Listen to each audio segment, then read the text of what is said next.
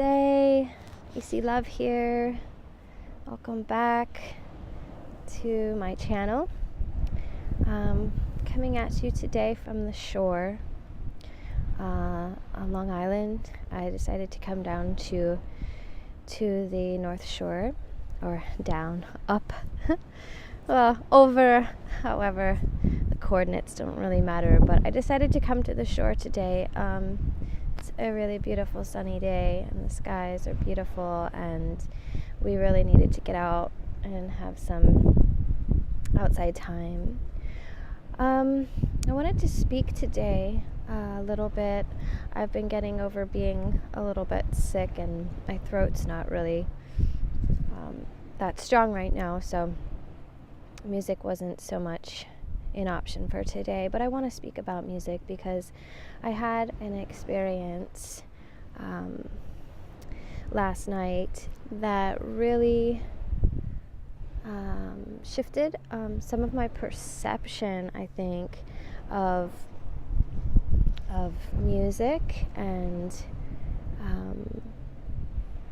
the roots of music and folk music and indigenous tribal music and music from different countries that is sung together, Hindu folk music, things like this. So if you know my music, if you know me as a individual, you'll know that I have spent a lot of time with like Hindu Sanskrit chanting and kirtan, and specifically the Hanuman Chalisa, which is a very important folk song for me in my life, and that is how it has been described to me by others in my spiritual community, but also,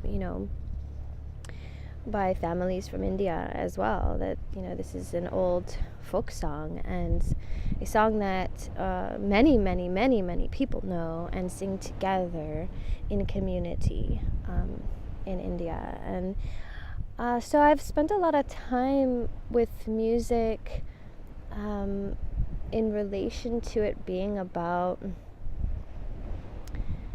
being with other people and singing together as one.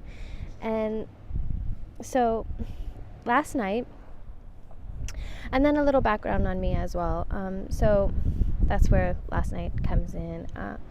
I went out with my parents last night, and they invited me to come to a community folk jam, which is basically something that they do once a month, and it's put on by a society, a folk society, and long-standing society here in Long Island. And so what happens is they usually bring in like bigger acts to headline these shows, but in the beginning of the show they have an open mic, so people get up and sing their songs or sing other folk songs, and the songs that were being performed last night were all so different, and it reminded me of my roots, coming from a family that has always been really into music. I can't say that I come from a long line of musicians, because I don't, but I come from music lovers and enthusiasts, and my parents have always been, right there up in, whatever's going on in music, and, they were of the original hippie generation. They were at the original Woodstock. So, I consider them Class A hippies in their prime of their golden years at this point, but still really involved in music. So I grew up with a great record collection in our home, and I grew up to music being blasted on the stereo speakers while my mom and I were cleaning the house, and music in the car, and it was a musical place, and it still is, and that's why it's so awesome to kind of be able to say I can still go out with my parents and have a good time, and be inspired by things that inspire them. So a lot of the songs that were being performed last night were they just reminded me that the whole idea of musical storytelling, and not just in this country but all over the world, has always been to connect people and to connect through stories, and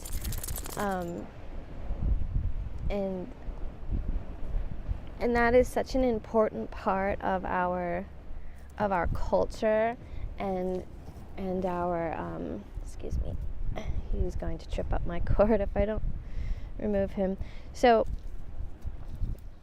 one woman got up and she sang this song, and it was a metaphorical song that was about an owl who had fallen in love with a beautiful, colorful songbird, and he was a gray barn owl, and he would only come to her at night, and he would sing her beautiful poetry, but she couldn't see him, and he never revealed himself to her in the daylight because he was ashamed of how he looked, and that he didn't think that she would love him or accept him, and yet she was so in love with him, and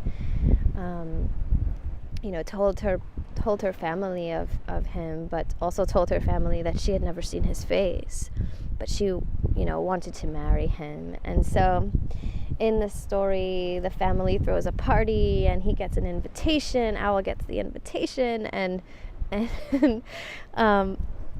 he's all excited, and then he realizes it's a daytime party, so he goes to the party with a hat on, and this is all a song. She's singing and playing guitar, and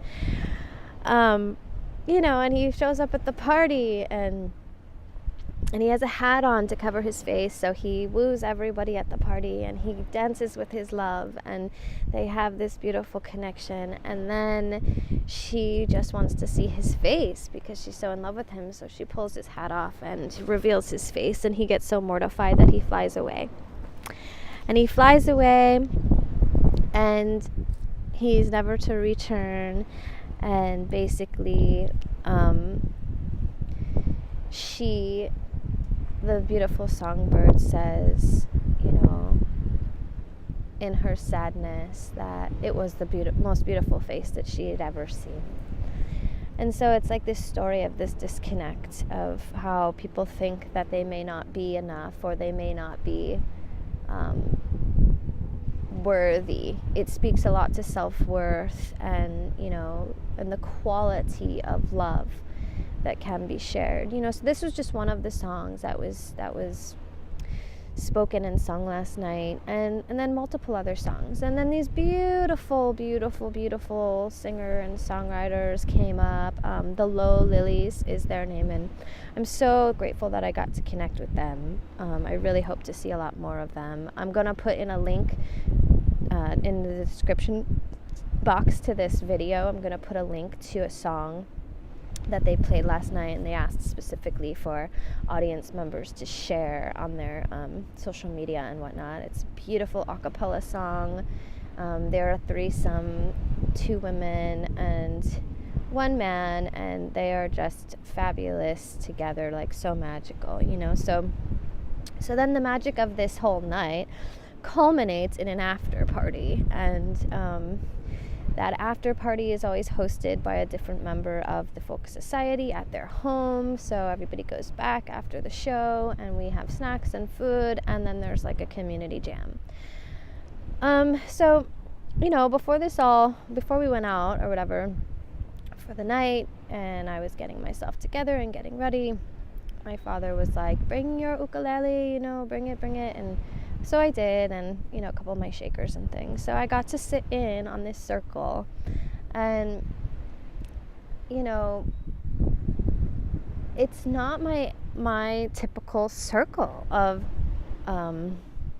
musical jamming. I'm used to, sitting in an ashram or um, doing kirtan or singing. I'm not like I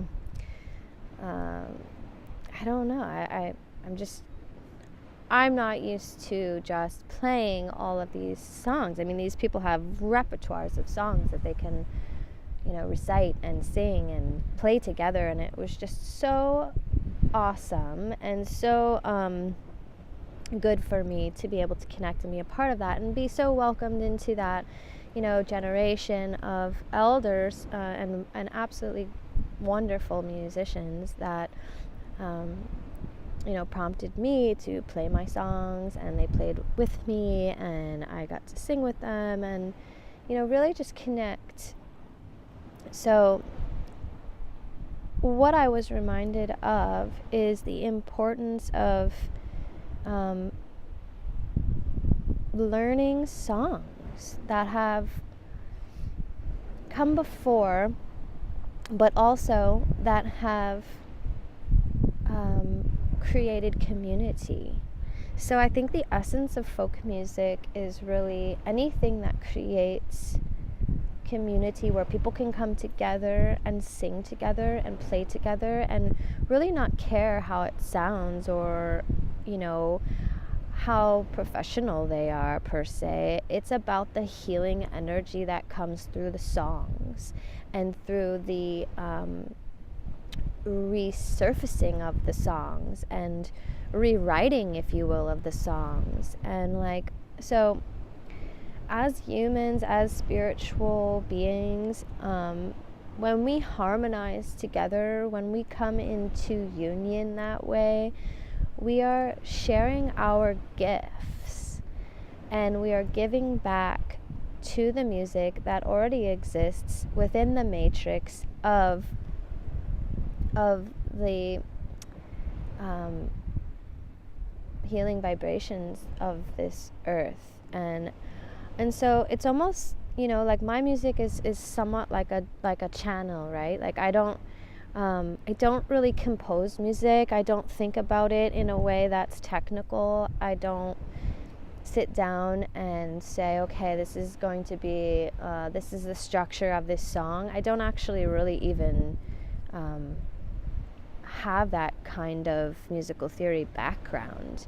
For me, it's just very much like, okay, this is happening, this is coming out of me, and here we go. So like I said, it's different for me to sit in with musicians who are, really much more technical and advanced in that regard. But it did give me a strong desire, let's say, for lack of a better word, to want to expand myself into the idea of learning other songs, of learning other songs that other people have written that become no less amazing when gifted through the energy bodies of other people. It's like you're still giving your gift.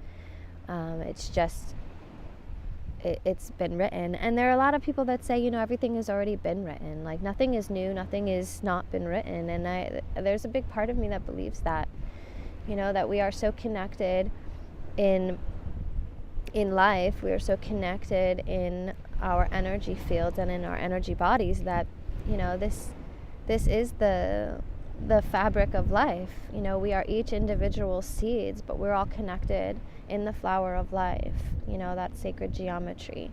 So when we come together in this way, it really creates an opportunity for the healing through these songs to just keep going. And that does bring me back to the realization that there is no separation. And so folk music and the idea of what that means is really broad and expansive, and the totality of it for me really comes down to being in community and healing through sound and healing through storytelling and healing together by sharing gifts that are naturally, given to us. And even for those that don't play instruments, they're there and they're accepting the healing, and I remember when I was living at an ashram, at my guru's ashram, and some members, or not members, that sounds very culty, but some people in the community who may have perceived themselves as being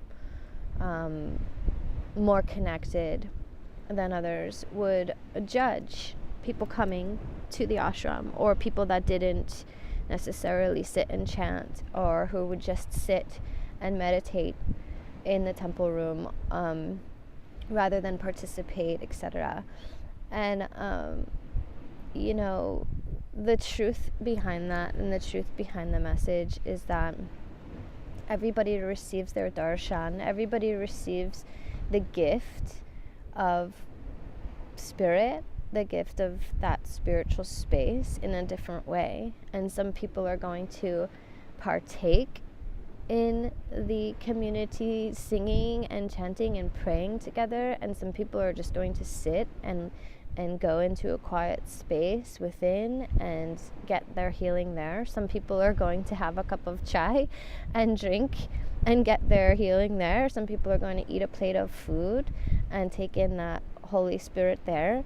So there's really no way that should be limited.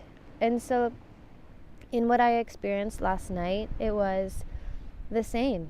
Everybody who was there that was just there to listen, or to have a positive experience, was also receiving that healing blessing through community engagement, through sound and music and storytelling.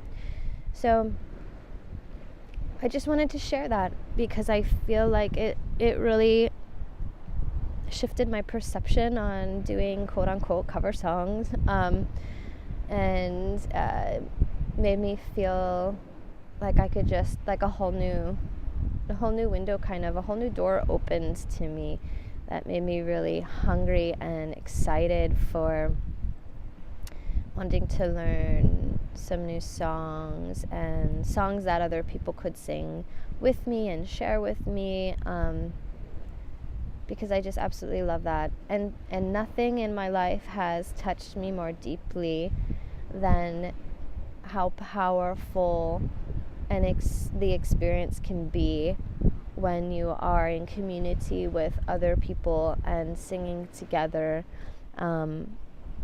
especially singing, sacred music. And